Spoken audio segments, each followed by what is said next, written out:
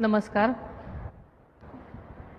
देश के महान सपूत लोकमान्य बाल गंगाधर तिलक जी की आज पुण्यतिथि है। सर्वप्रथम मैं उनकी पावन स्मृति एवं राष्ट्र निर्माण के उनके अतुलनीय योगदान को विनम्रता से वंदन अर्पित करती हूँ। साथ ही मैं उनको कोटि कोटि नमन अर्पित करती हूँ।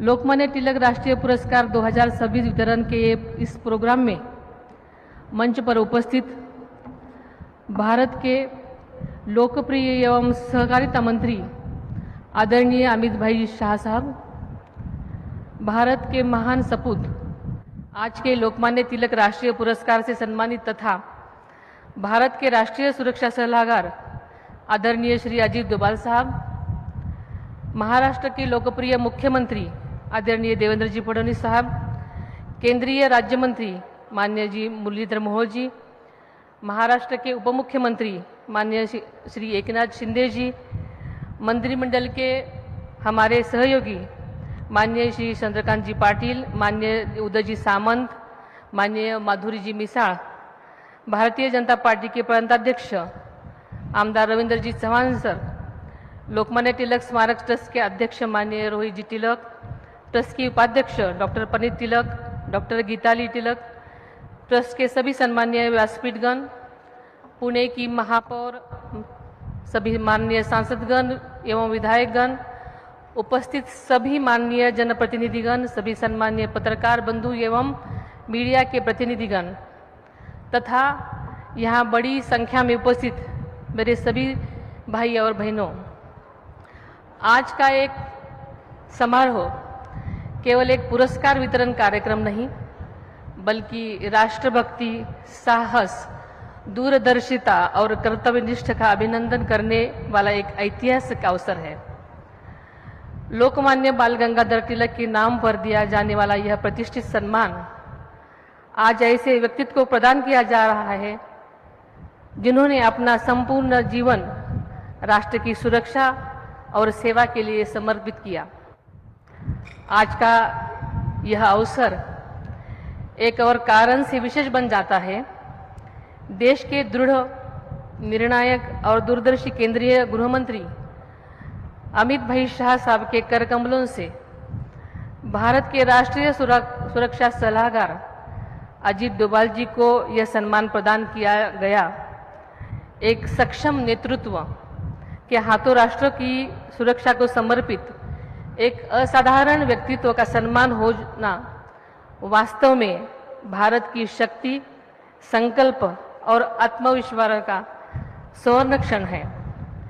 देश के लोकप्रिय प्रधानमंत्री आदरणीय नरेंद्र मोदी जी के दूरदर्शी और सक्षम नेतृत्व में भारत में विश्व मंच पर अपनी एक विशिष्ट पहचान स्थापित की है।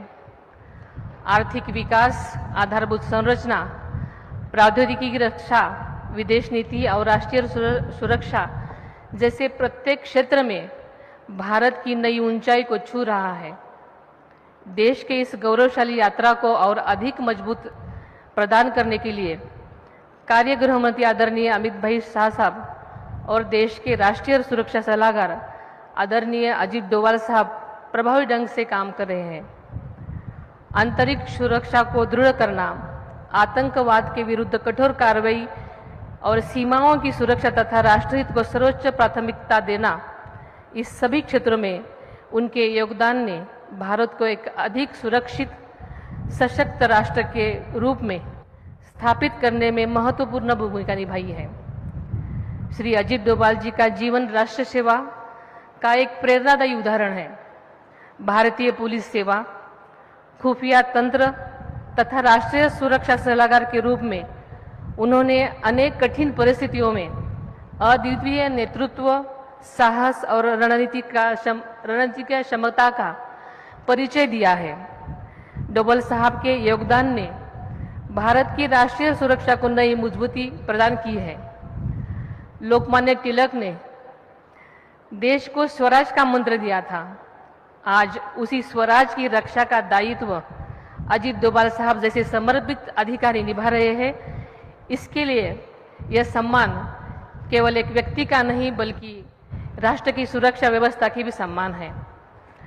लोकमान्य तिलक जी पुरस्कार की गौरवशाली परंपरा देश के श्रेष्ठ व्यक्तित्वों का सम्मान करती रही है।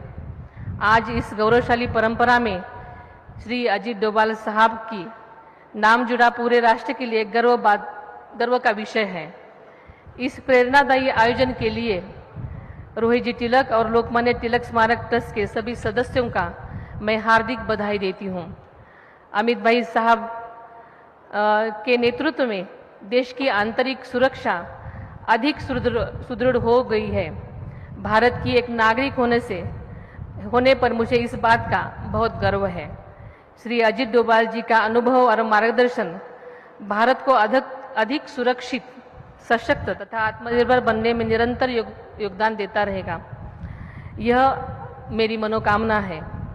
श्री अजीत डोभाल जी को इस प्रतिष्ठित सम्मान के लिए फिर एक बार हार्दिक बधाई देती हूँ। उनके उज्जवल स्वास्थ्य और दीर्घायु जीवन के और मंगल कामनाएं देती हूँ और मेरे वाणी को विराम देती हूँ। इस कार्यक्रम के लिए मुझे बुलाया गया, इसलिए मैं रोहित तिलक जी का बहुत बहुत आभार मानती हूँ। धन्यवाद। जय हिंद, जय महाराष्ट्र।